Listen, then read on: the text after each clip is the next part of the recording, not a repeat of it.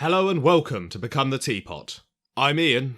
And so am I. Let's do this. Okay, so the Umbrella Academy in both TV and comic book form is about a family of superpowered individuals who are adopted by an eccentric billionaire to fight crime and must band together to stop an impending apocalypse. So far, so X-Men, but unlike Marvel's Merry Mutants, the Hargreaves are especially messed up by their father's parenting, entirely unwilling to work with each other, and are possibly as much a danger as they are heroes. Yeah. Let's move on to the comic book. I've already done the preamble. It is similar, although the comics have a very different sensibility. They are irreverent in the best possible way, but also they're an affectionate homage to rip-roaring adventure comics of old. They are fast-paced and pulpy. It sort of reminds me, perhaps not surprising as they're both published by Dark Horse, actually, of Hellboy, which also started off with these very short, self-contained, kind of goofy adventures. And that is what this is. You'll be surprised. I've read Hellboy. You have. I do know you have. The Seed of Destruction. Yeah, exactly right. But there's a lot of short stories and things like that appeared beforehand. Hellboy fighting,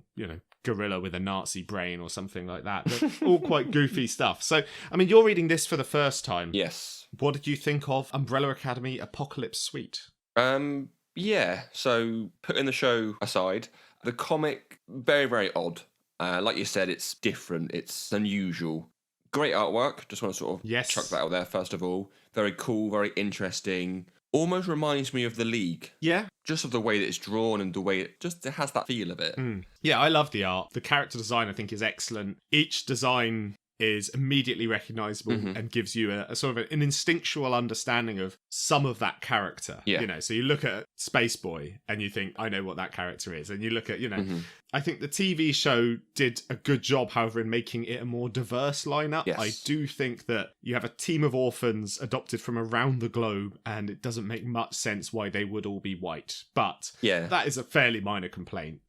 I don't feel that each of the members have enough time in the limelight in the comic. Yes, agreed. I think they could be a lot more fleshed out, and I think the show does a great job of it. Yeah, so I feel that it doesn't have enough setup or backstory of these characters. To me, it kind of makes you assume, or you need to fill in the blanks. And the reason why I did, or I could, is because I watched the show first. So if I just read the comic on its own, I think I'd be left with a lot more questions of who and why and what's going on. Yeah. I mean, maybe more of that's answered in the second and third volume. Yeah, to a degree, more is answered in the second and third volume and the backup stories, but also it is just a very different story. It isn't necessarily as character focused. It's a lot more spectacle focused. Yeah. The opening chapter is the day the Eiffel Tower went berserk.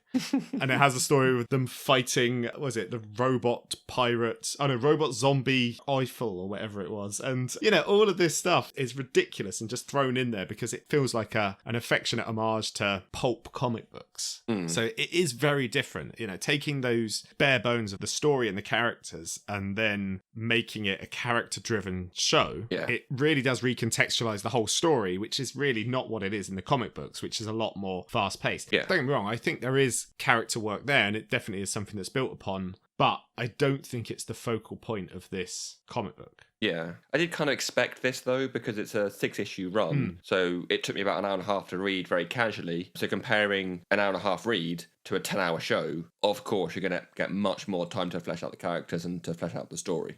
Exactly, yeah. Yeah. And like a lot of the other adaptations that we've covered, there are plot points taken straight from the comic, but remolded and in the wrong order, such as the death of Pogo. Yeah. The rumour gets a throat slit. Yes. Five's time travel story.